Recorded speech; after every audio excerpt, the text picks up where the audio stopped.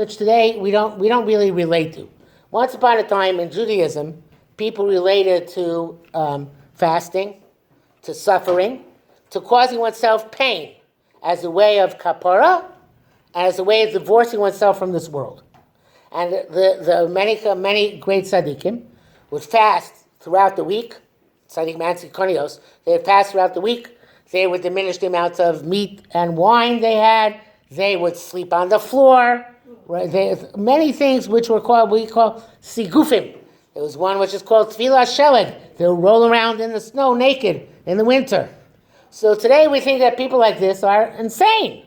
But back then it was considered to be a way to demonstrate one rejects the material existence of this world. Isn't it dangerous to do some of those things? Yes, but obviously they tried to do it in a way which would diminish the danger. So, and perhaps they didn't know about the danger the way we do today. So this is something which we have almost no concept of anymore, and that's what. What do you mean diminish the danger? In other words, so they would right after they rolled in the snow, they go inside and warm up by a fire. So that's the way they wouldn't be exposed and then. It's something which avoiding luxuries in excess is something which is very, very difficult for us today because that's not what we're used to in America. In America, we're used to, as Americans, we're not just Jews, we're also Americans. As Americans, we like luxuries.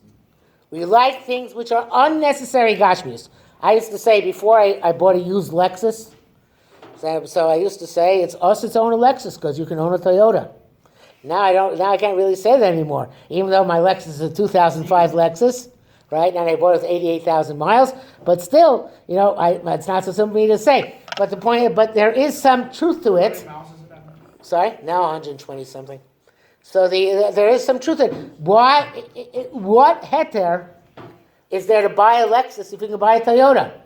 The cars are the same quality. Is there to buy a car then? What? What is the heter? What is the heter? Yeah. There are two heter. One heter is that if you're going to be able to daven better because you drove to shul in a better car, if something like that, so then that's a heter. That doesn't really But what about all the other Yeah. times that you're not driving to shul? Well, it's worth it for that davening, which you're going to. Your heter? No, my heter is because they make good used cars. They're very good. Actually, the other heter, which leads to the second heter. Second heter is if in fact a Lexus is a better car than a Toyota. In other words, it lasts longer, has a better engine inside. So then that's a heter to it, even though it's more luxurious. So would there be a heter to get a car with a nice outside but a disgusting inside? If you were to What? notice it? Would there be a heter to get something that just looks nice from the outside? Because that doesn't help you get to shul better. No, something looks nice on the outside. Obviously, is unless you're going to be Kaddish Shem Shamayim driving a nice car, which I doubt. But then there'll be no heter. By the way, I always tell people I have no taiva to have to drive a sports car. I would love to drive a Rolls Royce. I have no desire to drive a sports car. So they seem extremely uncomfortable. What do you mean by sports car? The low slung ones, like Lamborghinis. The Kobach. Yeah. What? They are probably. Do you think they're comfortable? I don't think so. Cars are so cheap. Yeah. Race cars are Yeah. the ones that are one of the I don't think so. uncomfortable. So Luxury cars. The nice cars. what? They're luxury They're luxury because of the power, not because of the Yeah, but combination. obviously you can't just have the power. You give it like a beach chair. It has to be- But be it as it may. So Gashmias distances us from our purpose in this world, which is to be spiritual and bring spirituality to the world. So therefore, it's a question in what kind of Gashmias a person should have. And everybody is different, but people should generally try not to be so materialistic. Now, of course, like I said, this is not an easy thing for most of us. So, for example, most people here would love to go, including myself, perhaps, would love to go to a good restaurant in Manhattan and have a great steak, right? Yeah. So the question is, what heter is there to have that steak? What? What heter is there to have the steak? Because if you say You'll be able to daven better. What? Yeah, you're able to daven better because of the steak, right? You're going to make a bet. you're gonna bench with so much more kavana because you had that great steak. Actually, you probably would like have like a stomachache. That what? I have a stomachache. Stomachache, right. So that's the question. The question, again, are we holding by this madrega? Not necessarily. Probably not. Me too. But there is this notion, what heter is there for me to have that steak? It's such gashmius, and it's presented as gashmius. And the fact that it's kosher doesn't make it less gashmius. Because it can help you Hashem learn made it for better. us. What? You're right. So the Gemara says that there was a certain time who said I can't learn well until I had steak and good wine. Did he like actually like mean it though? Or It's not clear. But if he did mean it, then an amora. Well, I think it was Rav. so then you can use anything and just say it will help me. Right, you can function rationalize. better, and then you smart- If you're being serious, then it's Right. That's why it's so. The person has to be honest with themselves, and most people have difficulty being honest with themselves, especially with no offense, but like kids in school, they have very grave difficulty being honest with themselves because they usually the way they measure themselves is whether they are whether other people like them, whether other people find them to be acceptable. This is I wrote once an article about this as well. Is that most people measure themselves. I can tell you myself when I was in school, as long as I wasn't getting thrown out of school, I felt it was good. What else? What wasn't being sent to the principal. I got sent a lot to the principal. I wasn't going to get sent home. I got sent home. But I tried to not do that, and that way I felt if I'm not getting sent home, if I'm not getting sent to the principal, I'm fine, right? But that's not in fact the case. I really have to determine what I should be doing for myself, as opposed to how I'm going to be able to get along with the authority figure. So most of us, when we're in school, and even later, of course, when we're at work, we have the same problem. We always think about how am I going to make the authority figure happy, not what is the best thing for me to do. So that's why it's very hard for us to be honest with ourselves about stuff like steak. Because if I get invited to a steakhouse, why shouldn't I go? What? So, Yes. what's the second answer? What? What's the second No, so I said the first answer is it makes you serve Hashem better. The second answer is it's actually a better product. What do you mean? It's actually. In other words, if a Lexus works better than a Toyota, Oh. then you can buy the Lexus, right? So that's the question. Same job, but they won't. What? But they both do the same job. They both do the same job, but if one's going to last longer, you're going to have to pay. Ultimately, the maintenance is going to be lower. So then you can buy the one which is going to have lower maintenance and last longer, right? I don't know if that's the case. I'm not sure, but that'd be the second answer. Yes. Like phones, if one has a longer battery. Right, the phones, right. If you bought an iPhone because it has, I don't know if it does, it has a longer battery life, you can get more shurim on an iPhone, right? So then that would be, The new Torah, anytime. that would be something which you could use in order to perhaps to justify buying it.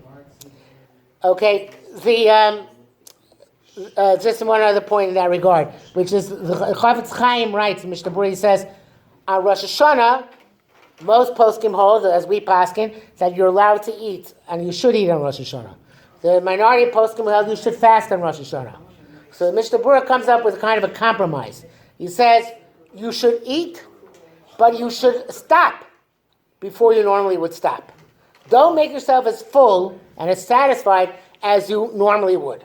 And that, in and of itself, is an act of devotion to Hashem, and it's sometimes harder than fasting. Because the fast, okay, I just give up anything. I don't have to be honest with myself. I don't have to gauge, figure out what's just a little bit more, a little bit less, because I'm not eating altogether. But for a person to think, okay, I could really eat with Shabbos, I would eat another extra piece. But since it's Rosh Hashanah, I'm not going to eat it. That is a way, even when one is involved in Gashmias, to try and restrain oneself. It's easier to do that. I don't know if it's easier. We don't do that. Right? We don't really do that. We don't really. Right, we don't do that in Rosh Hashanah. We usually don't pay attention to that. But that's a Mishnah. Yes, that's a Mishnah Berurah says. Do you do that? No.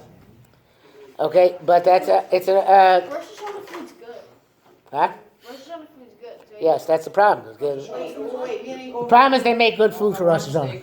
yeah. Food's always good. Boiled fish But like and the challah and honey and everything, Yeah. and all like the apples and the new. Right. Should have tell your mother to make challah with honey. So the in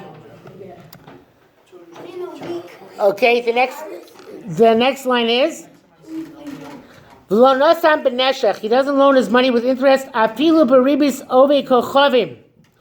This is an interesting idea. One is allowed to lend money at interest to a non-Jew.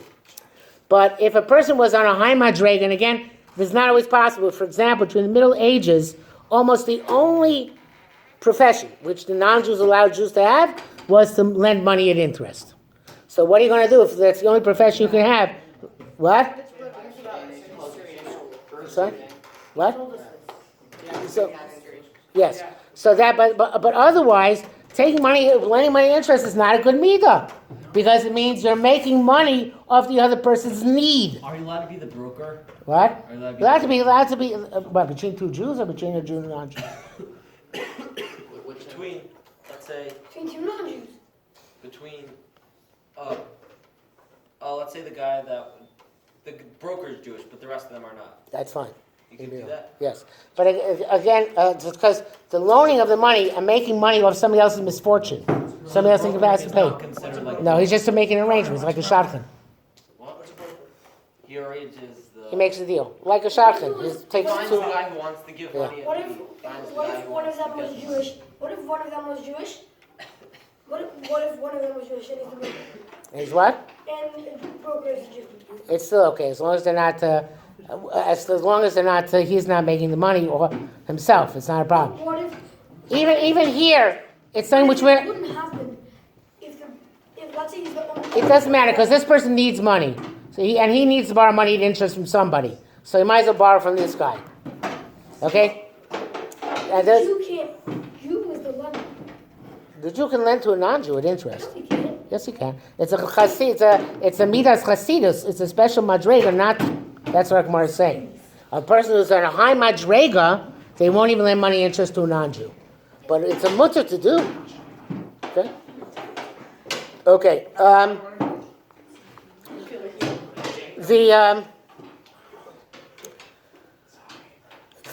V'shochad al noki lo lokach. One more. For today. V'shochad al noki lo. I'm opposite Agos Abach. The line above the Agos Abach. 2 lines below that in the Gemara. V'shochad al noki lo lokach. Kigon Rabbi Shmuel, Rabbi Yossi. So Rabbi Shmuel, Rabbi Yossi, the case like this is that where Rashi brings down is that Rabbi Shmuel, Rabbi Yossi had a employee who brought him. He was worked for him on a farm, and he brought him his food a little bit earlier than usual. And Rabbi Shmuel, Rabbi Yossi said, "Why did you do this for?" And he said, "Because I have a din Torah." Actually, he said he didn't. He said, "You have a din Torah," and I figured since I have a din Torah, I might as well come early because I can do the din Torah as well. So he said, "I can't be your dayan." In other words, a person never knows how somebody else's deed might influence them in a way which they should not be influenced. And the Gemara says that Rabbi Shlomo Yossi, when he actually was at the court case, he was thinking, "What would I do in order to make my employee win the case?" Because when a person gets a favor from somebody else, so then they're inclined to look at that person in a much more positive way. So if you're going to be a judge, you have to be very careful not to get a favor from either one of the people who's coming to be judged by you. So the person, theoretically, according to strictly of law, he could have been a dayan in the case. But Chazal is saying again, a person who's very, very meticulous, very, very proper, will excuse himself in any case where he has the least possible chance of bias. Okay, we'll stop here for today.